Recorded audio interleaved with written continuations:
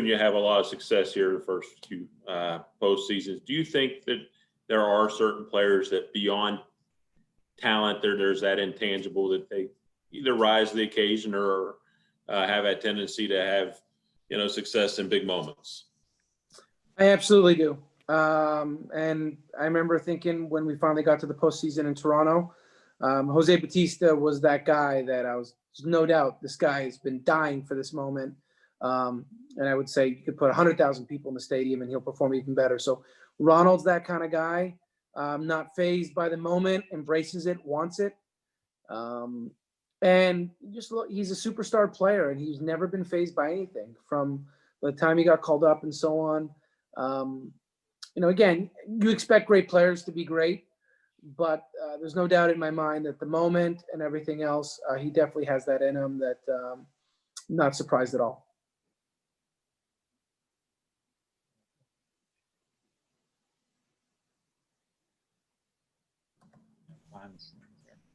I'll go ahead and follow up. If when you're playing, 7 straight days, what is the biggest challenge when you're building a roster to that, or what is that big questions you have to ask yourself when you're putting together the roster when you are playing every day? Yeah, and that's the thing. So one, you start looking at what are the chances that you get to 7 games, and you can look at it all kinds of ways, but by the likelihood, it's more likely than not that this series will not be 7. So you can start working backwards, 6, 5, so on. But look, some of the things you talk about are, can your catcher, how many days in a row can your catcher play? You'll obviously watch him day in and day out. Managing the bullpen. You're not going to be able to pitch everybody every day if you do go 6 games, for example. How do you manage that? How do you go through that? But I do think at the same time, you have to be careful to not play for tomorrow. Meaning, you have a chance and you're close and you're in the game, worry about today. And we can always reconvene and deal with the next day. You don't know what the next day is going to bring. You don't know whether you get out to a big lead or they get out to a big lead. The guys that you're saving are the guys you're trying to protect against. So as long as you're within reach, I think in any one game, I think you have to manage for that game. And, I know Snit feels the same way, and you just react accordingly for the following day. Alex, are you, if somebody had told you're going to go into a NLCS with Max Fried and 2 rookies as your starting rotation, what would you have felt like for the season, and how do you feel now? It's probably changed quite a bit, I would imagine.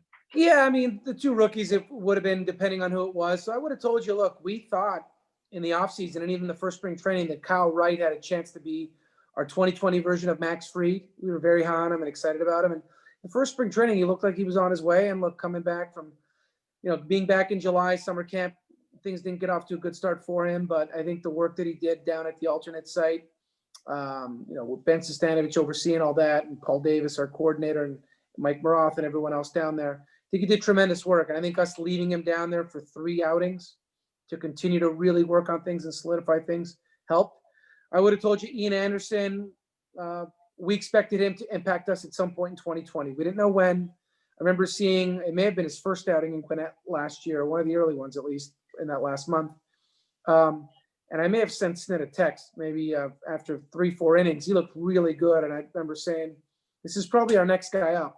And then I think in the 4th or the 5th, he started getting hit around and so on. But he flashed it for you in 3 or 4 innings that he looked really good. And you knew that it was in there. And these guys are top draft picks and so on. But look, specifically, going into a year, a lot of things will not go the way you planned, and you're going to have to make sure you have depth. So, you're going to need depth in the rotation, depth in the bullpen, and you're going to need some guys offensively that are going to step up that you may not have thought would play prominent roles at the start of the year. But that's why you need as many layers and layers, I guess, of players as you can have, because, you're all going to need them to, first, to win the division, and 2, when you get to the playoffs. Snit has already said that you would use, you guys would consider definitely using Fried on short notice, on short rest if the situation was right. Would you do the same with either of those rookies or both of those rookies if it came to that? Yeah, I think we're open to anything. I think players' health is always going to be the number one priority. So assuming that checks out with the trainers and the player themselves, and depends how much they were used the first time. What if they had a 70 pitch outing? Now, that's much different than throwing 105, for example. Did they labor? How are they feeling in between? You're likely skipping sides and bullpens and things like that. So where are you in the series? How do things look with your bullpen and so on? So, I know a lot of times people aren't announcing starters that far deep, but things do change. And the way that the game develops, things are going to change. You saw it with the Rays. They had guys up in the bullpen in a do or die game. So, we've obviously announced our first 3 starters, but, depending on how the series goes, we'll adjust if we need to. Snit told us last night that he is definitely more confident in this team compared to just a couple years ago when they were facing the Dodgers. What's the biggest difference in this club now compared to a few years ago for you? I just think we're more talented. We're deeper than we were. I think the one thing that was eye-opening about that series in 2018 and the Dodgers series is we didn't match them in terms of power. And in the playoffs, we know it's hard to string together 3-4 hits in a row. Home runs are a big part of it. The ability to slug. You look at our Game 2 win against Miami. I think we got 3 or 4 hits, 2 solo shots. That was the difference in the game. And obviously, you need to pitch, but runs are at a premium. Everyone's doing incredible work with their advanced process, and you know that they're thorough, and it's a heightened awareness of every strength, weakness, and so on. So I would say the biggest change is offensively, a lot more firepower by design, and our bullpen is much deeper than it was back then if you compare the rosters. I know you touched on it a little bit, but I guess like in the beginning of the season, with just a shortened season, and then, Freddie Freeman and a couple guys test positive for COVID. I mean, did you have at any point kind of like, oh man, it's going to be so hard just to think about the postseason, and now you guys are hearing everything that this club has been through? Yeah, I mean, look, some people may not like this, but I'm an oh man guy all the time. I worry all the time in a good way. Coach of the Spurs, Greg Popovich, I think said it best. He called it appropriate fear. That's respecting your opponent. I like to expand on that and extrapolate a little bit and say, just worry about everything. Sweat the small stuff. Even if things are going well. Yeah, I think if you're going to do this job well in any sport, you're always going to be, and it allows you to not be complacent. So I don't think I ever feel good going into any season, game, things like that. You're always worried about parts of your club, and there's always areas that you can get better. So now that said, though, I'll preoccupy myself with that, and our staff will as well. I know when it comes to fans and media, and I say this with as much respect as I can, they don't care, and that's fine. That's just sports, right? People don't want to hear excuses. They don't want to hear, you can create a narrative for yourself and to make yourself feel better, but at the end of the day, people expect the results. So you're accountable for the product on the field, and you can't say, well, these guys got hurt or these guys didn't perform. And, even if everybody may or may not have agreed with you, people still expect you to put a good team out on the field and find a way. So that's the attitude you have to have. And you're going to have to overcome challenges every single year. And I haven't spent a lot of time dwelling on it, but I'm sure if you look back at these last 3 years that I've been here, we've had all kinds of challenges and in all kinds of areas. And, credit to Snit and the players, we found a way to overcome and get to the playoffs. And it's nice that we've been able to take a step each year, whether that's the win total from 18 to 2019 and a better club, though we still lost in the DS. And then now, obviously, getting a little bit further into the playoffs to the CS and hopefully into the World Series. Alex, you assembled this bullpen, I know, to avoid kind of being shorthanded like you were last year, just to be, that was a part of the team that you really wanted to beef up. But it turns out you had no idea COVID was coming, but it's worked out even better than you could have imagined, right? With the 60 games in 66 days, and now 7 games in 7 days in a series. Nobody would have imagined that was happening. Yeah, and even look, at the same time, they've been outstanding, and it's a good bullpen. It's a strong bullpen. We've been having a lot of advanced meetings and going through and taking a look at where guys line up, and you still want more, right? You still, how important every out is. You're playing for 27 outs every night. This isn't like the season where it's, hey, we're playing 10 in a row or 20 games in 20 days, and you're trying to save guys. You're worried about 27 outs every single day, and how can you get those outs? So in terms of bullpen depth, part of it was having lost Chris Martin last year. That had major impact in our minds on the series, and having to pitch Max out of the bullpen, then having him start games. I experienced it as well in 2015 in Toronto. Brett Cecil for us was, I think he had 20 or 30 scoreless innings, and we lost him in our DS series against the Rangers, and I think it cost us against the Royals. I think that series could have turned out potentially in our favor if he had stayed healthy. He was a key guy. And, from our standpoint now, that going into a year, as much as you believe in these relievers, some guys are going to get hurt. Some guys are not going to have the years you expected them to. That's just reality of sports. And you need to be as deep as you can. And then the last piece for me was living through 2019 trade deadline where we had to trade for a back end of the bullpen. And that's my responsibility, and I'm accountable for that. I put us in that position. I didn't want to be in that position again, have to trade a bunch of young assets. That was not easy to do. We obviously did it. We felt that was the right thing to do for the ball club.